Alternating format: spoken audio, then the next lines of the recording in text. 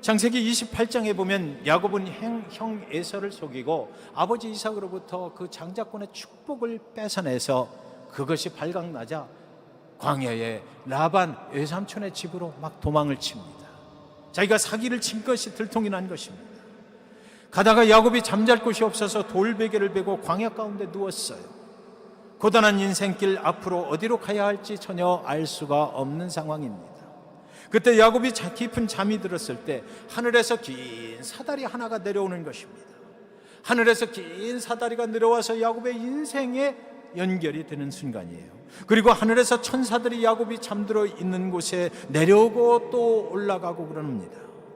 우리는 알기를 사다리는 내가 어디를 올라가야 될 때 밑에서 위로 놓는 것이 사다리라고 알고 있었는데, 야곱에게 그날 밤 내려진 사다리는 하나님께서 하늘에서 땅으로 내려놓은 그 인생에게 연결시키는 그런 사다리였던 것입니다. 야곱의 꿈에 나타난 사다리는 하늘의 하나님이 지치고 고단한 인생길을 가고 있는 이 피곤한 야곱의 인생 위에 연결시켜준 그런 사다리였던 것입니다. 창세기 28장 15절에 하나님이 그 사다리의 꼭대기에 서서 말씀하십니다. 내가 너와 함께 있어 내가 어디로 가든지 너를 지키며 너를 이끌어 이 땅으로 돌아오게 할지라. 내가 네게 허락한 것을 다 이루기까지 너를 떠나지 아니하리라 하신지라 그랬습니다. 사기꾼, 피곤하고 고단한 인생, 하나님 앞에 설 자격이 도대체 보이지 않는 그런 인생 위에 하나님께서 사다리를 내리시고 내가 너와 함께하리라. 내가 가는 목적지는 내 눈에 보이기에는 광야길 어딘가에 있을 외삼촌 라반의 집이지만 내가 알고 있는 내 인생의 목적지는 이렇게 저렇게 방황하다가 지금 이곳으로 다시 돌아오는 여기가 될 것이다 라고 하나님의 GPS는 그가 목적하는 곳을 분명하게 알려주고 계셨던 것이에요. 야곱은 그곳에서 자기가 베고 있던 그 돌베개를 세우고 자기를 찾아오시는 하나님께 예배를 드립니다. 이곳은 하나님이 계신 하나님의 집이라고 부르면서 베델이라 그가 이름을 지어 불렀던 것이에요. 마치 저와 여러분의 인생이 하나님께 인정받을 만한 자격이 없지만 하나님의 아들 예수 그리스도 그분을 우리에게 보내주셔서 우리가 그를 믿음으로 하나님을 우리 삶의 주인으로 모시고 영원한 천국의 나라를 향하여 가고 있는 것처럼 말입니다. 하나님은 사기꾼 같은 야곱의 인생에도 GPS가 되어 주셨던 것이에요. 하나님은 또한 인생이 잘못된 길을 갈 때 우리 인생을 마구 무너뜨려 버리시는 하나님이시기도 합니다. 노아의 홍수 이후의 심판에서 살아남은 자들이 강성해졌어요. 그래서 그들이 한 계획이 무엇입니까? 바벨탑을 쌓는 것입니다. 땅에서 하늘을 향해서 하나님 계신 곳을 향해서 우리가 사다리를 만들고 그 사다리를 타고 올라가서 하늘에 하나님께 닿아보자. 그리고 하나님의 영광을 드러내는 것이 아니라 우리가 땅에서 하늘에 하나님께 닿았다라고 우리의 영광을 드러내고 우리의 이름을 온 세상에 자랑을 해보자. 그렇게 바벨탑을 쌓기 시작했던 것이죠. 창세기 11장 4절에 또 말하되 자 성읍과 탑을 건설하여 그 탑 꼭대기를 하늘에 닿게 하여 우리 이름을 내고 온 지면에 흩어짐을 면하자 하였더니 그랬습니다. 이들이 쌓은 탑은 하늘에 하나님이 사람들에게 내려오시기 위해서 하늘에서 땅으로 내려진 사다리가 아니라 인간이 하늘에 하나님께 오르려 하는 교만의 탑이었던 것입니다. 목적은 탑은 꼭대기를 하늘에 닿게 해서 우리 사람들의 이름을 내자라는 것이었어요. 그래서 우리가 흩어지지 말고 똘똘 뭉쳐서 이 일을 행하자라고 그렇게 했던 것입니다. 인간이 하나님 앞에 자신의 영광을 드러내기 위해서 쌓은 그 땅에서 하늘에 이르는 그 사다리, 그것이 바로 바벨탑이었던 것이에요. 하나님은 이 바벨탑을 무너뜨리고 인간의 언어를 혼잡케 해서 사람들을 온 지면에 흩어버리셨던 것입니다. 목적이 잘못되었던 것이에요. 목적이 잘못된 인생은 올바른 목적을 가지고 살아갈 수 있게 인도하시기 위해서 하나님께서 때때로 무너뜨려 보이신다라는 것입니다. 인간이 하늘 보좌에 오르려는 잘못된 목적은 그 순간 모두 헛것이 되어버리고 말았던 것이지요. 요한계시록 2장과 3장에서 지난 몇 주 동안 우리가 보았던 것은 반모섬의 유배지, 그곳에 갇혀있는 사도 요한에게 하늘 문이 열리고 하나님의 음성으로 말씀하셔요. 그래서 사도 요한을 통해서 세상의 7 교회들에게 보내는 편지, 그것을 쓰라고 했습니다. 그래서 그 편지를 보내라고 그랬어요. 그래서 2장과 3장에서 우리는 그 내용들을 살펴봤습니다. 7 교회의 종말의 시대에 보내시는 하나님의 음성, 그것은 바로 오늘날 우리 교회들에게, 모든 교회들에게 보내주시는 하나님의 음성이었던 것이에요. 그 메시지가 기록이 되었던 것입니다. 그 내용을 가만히 다시 한번 짚어보면 칭찬하는 내용도 있었고 질책하시는 말씀도 있었습니다. 그런데 여러분, 그 7 교회의 모습 속에서 우리가 결국 깨닫게 되는 것은 무엇이었습니까? 그날 그 교회들이 처한 그 상황은 최악이었다라는 것입니다. 믿음을 지키고 믿음 생활하기는 정말로 최악인 그런 상황 속에서 믿음으로 버티기 위해서 애쓰는 그런 모습들이 거기에 있었고, 또 시험과 유혹에 빠져서 그 세상의 욕망 가운데 나가는 그런 모습이 그 속에 있었어요. 믿음을 지키기에 정말 최악인 상황 속에서 그들은 살아갈 수밖에 없었던 것이지요. 칭찬을 받은 교회가 있지만 그러나 이 지상의 교회들은 모두 핍박 속에 있었다라는 것입니다. 그 상황을 거기 우리가 볼 수 있는 것이에요. 로마 황제 때문에 그 명령에 의해서 핍박받고 박해를 받으며 사는 그리스도인들의 모습이 거기 기록이 되어 있었던 것입니다. 당시의 교회와 성도들은 그들의 힘으로 그것을 피해갈 능력이 전혀 없었던 것입니다.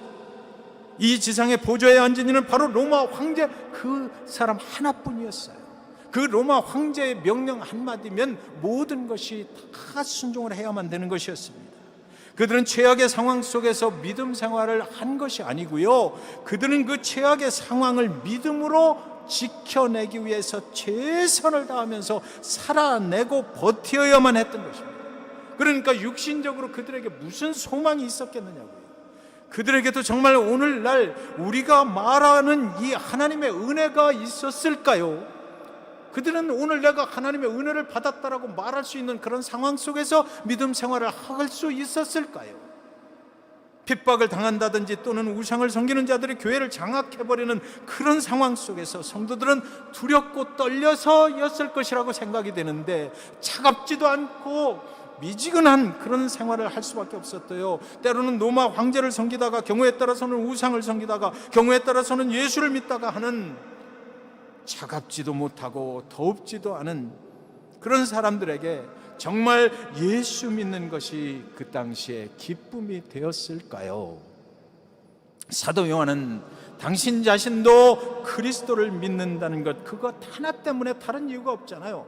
반모섬에서 유배를 당하고 사는데 그의 인생에, 그 나이가 96세인데 그때가 무슨 소망이 있었겠습니까?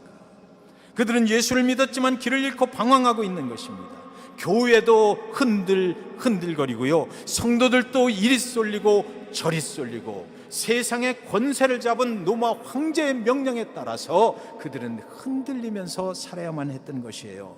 그러니까 그때 당시에 미지근하거나 차갑다라는 것이, 뜨겁지도 않고 차갑지도 못했다라는 것이 우리가 정죄할 수 있는 그런 상황이 아니라는 것이죠. 그 속에 저와 여러분이 살고 있었다라면 우리의 생명을 오늘 하루 보존하기 위해서 우리도 아마 그렇게 경우에 따라서 살아가지 않았겠느냐고요. 정말로 그 박해와 핍박 속에서 순교자의 생명으로 하나님께 내가 오늘 드립니다라고 나서지 않는다면, 그랬다면 우리도 그들의 모습 속에서 그들과 똑같은 그런 삶을 살 수밖에 없었을 것 같은 그런 생각이 드는 것입니다. 지금 자신들이 가는 길에 정말 예수님 예비하신 영원한 생명의 집이 있는지 그들은 순간순간 의구심을 가져야만 했을 것이에요.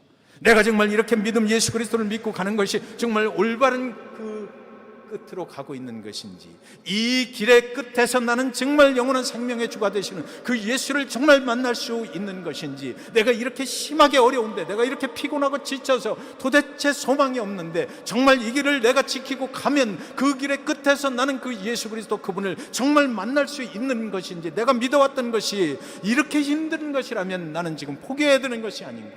그들은 순간순간 그런 갈등 가운데 살아야만 했을 것입니다. 그 이유는 바로 세상의 보좌 위에는 로마의 황제가 있기 때문이에요. 예수 그리스도의 그 보좌가 이 세상에 있는 것이 아니고, 그분은 보이질 않고 세상의 권세 잡은 자가 거기 있었기 때문입니다. 교회와 믿는 성도들에게는 최악의 상황 속에서 그들은 살고 있었다. 그래서 하나님께서 사도 요한을 통해서 그 교회들에게 편지를 보내게 됐던 것이죠. 인간이 길을 잃고 헤맬 때 그래도 믿음을 지킬 수 있는 이유는 지금 가고 있는 이 길 끝에서 분명히 내가 원하던 목적지가 있다는 것, 그것만 확신할 수 있으면 갈 수 있지 않습니까? 아무리 어렵고 힘들어도 우리가 참고 견딜 수 있는 이유는 내가 지금 가고 있는 이 길 끝에서 내가 믿고 있었던 그 사실이 정말 확인만 될 수 있다, 내 눈앞에 나타난다면 우리는 아무리 힘들어도 이 길을 갈 수가 있거든요. 그런데 그때 당시에 그 7교회 성도들이 정말 그 소망을 잃어버리고 너무나 힘드니까 그런 가운데 있을 때 유배지에 갇혀 있는 사도 요한을 통해서 하나님이 편지를 보냈어요. 그러면 그 편지의 내용은 무엇일까요? 무엇 때문에 그런 편지를 보내셨을까요? 4장 1절에 보면 이 일 후에 내가 보니 하늘에 열린 문이 있는데 내가 들은 바 처음에 내게 말하던 나팔소리 같은 그 음성이 이르되 이리로 올라오라. 이후에 마땅히 일어날 일들을 내가 네게 보이리라 하시더라. 여기서 말하는 이 일 후에는 이렇게 핍박과 박해와 온갖 우상들 속에서 살아가고 있는 교회들에게, 성도들에게 보내는 편지를 다 기록하게 한 후에를 말하는 것입니다. 7교회의 모습을 다 보게 하신 후에를 말하는 것이에요. 그러니까 이 세상의 모든 교회들이 이렇게 어려움을 당하고 있을 때 이 일을 보여주신 후에 사도 요한의 눈에 하늘의 문이 열리는 것입니다. 문이 열리고 그곳에서 큰 나팔 소리와 음성으로 사도 요한에게 들려오는 하나님의 음성이 있는데 이리로 올라오라 라고 하나님이 그에게 음성으로 말씀하시는 것이에요. 이 땅에서 천국으로 연결되는 사다리가 그때 쫙 하고 연결됐다는 것입니다. 하나님이 이미 그 사다리를 놓으시고 사도 요한을 초청을 하고 계신 것입니다. 내가 너에게 보여줄 것이 있다는 것입니다. 육신의 피곤함과 박해와 핍박에 지친 영혼아, 이리로 올라오라. 내가 마땅히 앞으로 일어날 일을 네게 보여줄 것이다.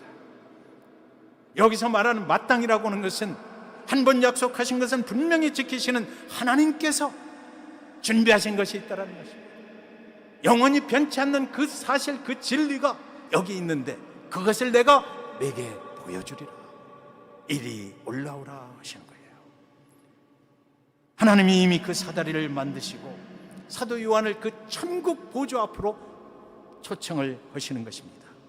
유배지 반모섬의 어두운 굴 속에 잠들어 있는 사도 요한에게 그 환상 가운데 이리로 올라오라. 내가 너에게 마땅히 보여줄 것이다. 마땅히 일어날 일. 앞으로 장래에 지금은 너희들이 있는 곳은 그렇고 그래서 포기하고 싶고 절망하고 싶고 낭망할 수밖에 없는 그런 곳에 있지만 내가 앞으로 너희들의 장래 가운데 마땅히 일어날 일을 가지고 있다. 그것을 그렇다면 네게 보여주리라. 이리로 올라오라. 그렇게 말씀을 하셨던 것입니다.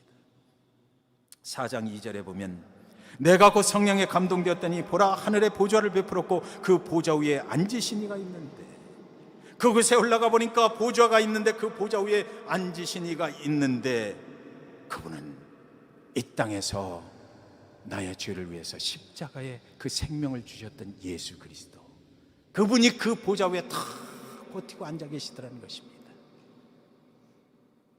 영원한 생명의 나라로 너희를 인도하리라. 내가 길이요 진리요 생명이라 말씀하신 그분이 거기 그 자리에 앉아 계시다는 것입니다. 이 땅에서는 로마의 황제가 보좌에 앉아 있는데 우리가 가야 되는 이 인생의 끝의 길에는, 이 믿음의 끝길에는, 그곳에는 우리에게 약속을 하신 그 예수 그리스도 그분께서 변함없이 그 자리를 지키고 앉아 계시고, 너희도 이리 와서 내 모습을 보라 라고 너희의 장래에 분명히 너희는 나 있는 곳에 있게 되리라. 그것은 오늘도 변함이 없다. 너희의 장래도 변함이 없다라는 것입니다. 주변에는 온갖 눈이 부신 보석들로 장식이 되어 있어요. 황홀한 광경이 거기 펼쳐지는 것입니다. 로마 황제가 아니라 보좌에 앉으실 분은 주님이신 것을 보여주는 것이에요. 영원한 보좌에는 예수 그리스도, 나를 구원하기 위해서 십자가에 죽으신 그분이 그 자리에 계시다라는 것입니다. 로마 황제에게, 그러니까 뭐예요? 기죽어 살지 않아도 된다라는 것입니다. 너희의 인생의 끝길에는 여기다라는 것입니다. 그러니까 지금은 잠깐 그 세상의 핍박과 박해를 견디기 어렵겠지만, 그러나 견뎌라는 것입니다. 기죽지 말라는 것입니다. 믿음을 지키라는 것입니다. 한 번 약속하신 하나님의 약속은 절대 불변 없으니까, 보았지, 이 일은 분명히 이루어질 것이다 라고 말씀하시는 것입니다. 4장 4절에 또 보좌에 둘려 24 보좌들이 있고 그 보좌들 위에 24 장로들이 흰 옷을 입고 머리에 금관을 쓰고 앉았더라 그랬어요. 여기 24 장로들은 우리 믿는 성도들의 모습을 말하는 것입니다. 믿음의 성도들이 예수님의 보좌 곁에 쫙 진을 치고 앉게 된다는 것이에요. 믿는 성도들의 모습은 어떤 것인가요? 흰 옷을 입었다는 것입니다. 여러분, 흰 옷은 누가 입는 것입니까? 성가대가 입는 것인가요? 네, 성가대 입죠. 흰 옷은, 우리는 스틸 우리 안에 죄가 많이 들어있지만, 그러나 예수 그리스도 그분께서 이 땅에 오셔서 우리의 모든 죄악을 지고 십자가에 돌아가셨고, 그리고 그분이 우리의 모든 죄를 사해 주셨다는 것을 믿는 자들에게 예수님이 입혀주시는 옷이 흰 옷인 거예요. 그래서 그 옷을 입혀놓고 내 속에는 아직도 죄가 그대로 살아있으나, 그러나 겉으로 흰 옷을 쫙 입혀놓고 칭의 의롭다 칭해 주시는 것입니다. 정결한 흰 옷을 입혀놓고 칭의 의롭다 칭해 주시는 것이죠. 우리는 그래서 죄가 있어서 아직도 심판의 대상이 될 수 있지만, 그럼에도 불구하고 예수님이 입혀주신 이 흰 옷을 입고 있기 때문에 자격이 없는 자가 그 천국에 들어갈 수 있다는 것입니다. 예수님이 그렇게 말씀하시고 그 옷을 입혀주셨기 때문이에요. 예수 그리스도의 보혈로 모든 죄 사함받고 의롭다 칭함을 받은 성도들이 바로 저와 여러분인데, 그 보좌 주변에 우리가 쫙 거기 예수 그리스도와 함께 거하게 된다는 것입니다. 그들의 머리에는 믿음의 면류관이 씌워져 있는 것입니다. 주님이 주신 생명의 면류관이 씌워져 있는 것입니다. 사랑하는 여러분, 이 세상에서는 박해를 당하고 우상을 섬기는 자들 때문에 교회가 시끄럽고 혼돈이 되지만, 교회 때문에 정말로 실망되지만, 그러나 믿음의 성도들이 가는 이 길의 끝에는 예수 그리스도 그 보좌 그곳이고, 그 옆에서 우리가 서게 된다는 것입니다. 우리의 길은 바로 그곳이라는 것이에요. 우리의 목적지는 바로 그곳인 것입니다. 우리도 그곳에서 금 면류관을 쓰고 정결한 그리스도의 흰옷을 입고 보좌 위에 앉으신 예수님을 영원히 찬양하게 된다는 것입니다. 거룩하다, 거룩하시다, 거룩하시다, 우리의 존귀와 영광을 다 받으실 예수님, 그곳에서 그분과 함께 영원히 살게 된다는 것이지요. 4장 5절에 보면 보좌로부터 번개와 음성과 우레소리가 나고 보좌 앞에 켠 등불 7이 있으니 이는 하나님의 7영이라 그랬어요. 보좌 앞에 7 등불은 7 교회를 말하지 않습니까? 7 교회는 이 세상의 모든 교회들을 말하는 것이에요. 로마 황제의 핍박 때문에 때로는 이 길이 정말 우리가 가야 하는 길이 맞는가 의문 가운데 살아가며 방황하며 우상의 지배 속에서 믿음을 지키기 위해서 애쓰고 수고하고 헌신하는 성도들이 섬기는 그 교회들을 말하는 것입니다.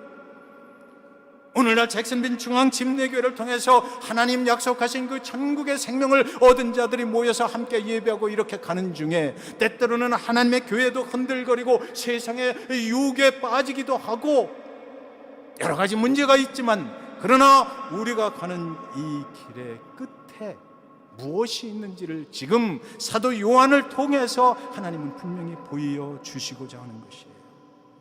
그 수고와 헌신이 결코 헛되지 않을 것이다라는 것이죠. 교회와 성도들이 거기 하늘 천국 보좌에 앉으신 예수의 보좌 앞에 다 한 명도 빠짐없이, 한 교회도 빠짐없이 도착한다라는 것입니다. 그것은 하나님이 약속하셨기 때문이에요. 우리는 그곳에서 영원히 우리의 구원자 예수를 찬양하게 될 것이라는 거죠. 하나님의 보좌를 그런데 왜 그때 보여주시는 것일까요? 절망하지 말라는 것이에요. 너희가 갈 곳은 여기니까 절망하지 말라는 것입니다. 믿음을 지킨 자들의 그 인생의 끝에는 이곳으로 오게 되는 것입니다. 그곳에서 잠시 잠깐 아무리 어려워도 힘들어도 절망하지 말고 견뎌야 한다라고 그분이 그것을 보여주시는 것입니다. 로마 황제가 보좌에 앉아있고 우상이 득실거리는 그곳에서 영원히 살아갈 것이 아니다라는 거죠. 너희가 갈 곳은 하늘의 천국의 보좌, 우리 주님 계신 곳이라고 보여주시는 것입니다. 하나님의 GPS는 지금 그곳으로 저와 여러분을 인도하고 있다라는 것이죠. 그런데 여러분, 이리로 올라오라고 보여줄 게 있다고 하늘 문이 열리고 음성이 들렸잖아요. 하나님이 하늘 문을 여시고 이리로 올라오라, 내가 네게 마땅히 일어날 일들을 보여줄 것이다라고 말씀하셨잖아요. 그런데 여러분, 그것을 보는 사람이 있고 보지 못하는 사람이 있다는 것을 여러분 아시나요? 사도 요한은 그것을 어떻게 보았는지를 분명히 적어놓고 있습니다. 4장 2절에 내가 곧 성령에 감동되었더니, 난데없이 성령님에 대한 이야기가 나와요. 그랬더니 하늘 보좌를 보게 됐다는 것이죠. 성령에 감동되었더니 보게 됐다는 것입니다. 예수 그리스도 그분께서 이 땅에 오셔서 그의 사역을 다 마치고 하늘 보좌로 승천하시고 나서 보내주신 분이 바로 하나님의 영 성령이지 않습니까? 그 성령에 감동되어 있을 때에라야만이 우리는 하늘 보좌를 볼 수가 있다는 것입니다. 하나님의 음성이 들린다는 것입니다. 성령님이 하시는 일 중에 가장 중요한 일이 무엇인가요? 성령님이 하시는 일 중에 가장 중요한 일은 무엇이에요? 저와 여러분 안에 거하시면서 예수 그리스도 그분이 기억나게 하십니다. 예수 그리스도 그분이 저와 여러분을 위해서 무슨 일을 하셨는지 그것을 기억나게 하시는 분이 바로 성령님이신 것이에요. 그러니까 성령님을 의지하고 성령님에게 감동이 돼야, 성령님의 임재가 있어야 우리는 하나님의 음성을 들을 수 있고 하나님의 그 보좌를 볼 수 있다라는 것입니다. 그래서 사도 요한도 그 유배지에서 내가 그 성령의 감동을 입었더니 그게 보이더라는 것이죠. 여러분, 세상에요, 믿는 자들 가운데 다 하늘 보좌가 보이고 하나님의 음성이 들리는 것 아닌 거 여러분 아시죠? 어떤 사람은 하나님께서 계속 말씀하셔요. 어떤 사람은 계속 보여주시길 원하셔요. 그러나 어떤 사람은 보지도 못하고 듣지도 못해요. 왜요? 성령이 스틸 이 안에 계시지만 그 성령께 의지하지 않고 그 성령을 무시하고 성령을 거역하기 때문이죠. 사도 요한은 이것을 분명히 밝히고자 했던 것입니다. 성령의 감동, 성령의 임재함 속에 있을 때 하나님의 음성이 들리고 하나님의 보좌를 볼 수가 있다라는 것이죠. 스데반 집사 잘 아시죠? 성령 충만함으로 예수 그리스도를 그는 막 설교를 하는 것입니다. 사도 사울과 그의 일행들이 이 스데반을 잡아다가 성 밖으로 내다 던지고 버려버렸어요. 그리고 둘러서서 그를 돌로 치라는 것입니다. 그들이 돌을 집어서 막 쳐요. 그러니까 그의 몸에서 막 피가 났을 거 아닙니까? 그때 스데반이 하늘을 우러러 성령 충만해서 하늘을 우러러 봤다라고 기록하고 있어요. 그랬더니 하늘 보좌가 보이는 것입니다. 그 보좌 위에 앉으신 예수님 그분께서 벌떡 일어서서 그 스데반을 영접하는 장면이 성경에는 기록이 되어 있어요. 성령 충만해서 하늘을 우러러 보니까 그 박해 속에서 죽어가면서도 하늘 보좌 예수님이 보였다라는 것이지요. 스데반 안에 계신 성령께서 그를 그 순간 그렇게 인도해 주었다는 것입니다. 성령 충만하면 박해 중에도 하늘 보좌에 계신 예수님을 볼 수가 있는 것입니다. 사랑하는 성도 여러분, 우리의 목적지가 어디입니까? 우리의 목적지는 이 땅이 아니에요. 우리의 목적지는 하늘 보좌에 주님 계신 곳이라는 것입니다. 우리는 이 땅에서는 오늘 환난을 당할 수 있어요. 우리는 이 땅에서는 믿음을 지키기 위해서 박해와 핍박을 당할 수 있어요. 너무 힘들 때가 있어요. 그러나 그것을 향해서 우리가 가고 있다는 것을 여러분 믿으시기 바랍니다. 요한은 환상 가운데 하늘문을 열고 들어가서 보좌에 계신 하나님을 대면하는 그 영광을 누린 사람입니다. 그가 본 하나님은 아름답고 찬란한 보석처럼 위엄과 순결함과 영광스러움을 지니셨고 그분의 보좌는 마치 언약을 상징하는 무지개가 쫙 하고 둘러서 녹보석 같다라고 그는 표현하고 있어요. 무지개를 본 것입니다. 보좌를 둘러치고 있는, 보좌 위에 앉으신 분은 예수님, 보좌 밑에 주변에 쫙 하고 믿는 백성들이 흰옷을 입고 면류관을 쓰고 그분을 찬양하고 있을 때 거기에 언약의 무지개가 쫙 하고 뜨는 것이에요. 천상의 교회, 이 땅에서 우리는 교회를 볼 적에 소망이 없다라고 말해요. 이 땅에서 교회 때문에 우리는 실망한다고 말해요. 그러나 천상의 교회는 상상을 초월할 만큼 아름답고 영광스러운 그런 곳이다라고 보여주시는 것입니다. 그래서 성도들에게 다가올 영광은 현재의 고난과 감히 비교할 수도 없도다라고 사도 바울이 말했던 것입니다. 4장 3절에 보면 앉으신 이의 모양이 벽옥과 홍보석 같고 또 무지개가 있어 보좌에 들렸는데 그 모양이 녹보석 같더라. 하늘 보좌에 언약의 무지개가 떴어요. 마땅히 앞으로 일어날 일들을 보여주실 때 이것이 장래에 믿는 백성들에게 분명하게 일어날 일이다라고 하시는 그 언약의 말씀에 무지개가 거기 뜨는 것입니다. 오늘 믿음의 여정 가운데 혹시 길을 잃으신 분 계십니까? 방황하고 계신 분 계십니까? 이 길의 끝에서 나는 과연 그 보좌 앞으로 갈 수 있을까? 영원한 생명의 길로 갈 수 있을까?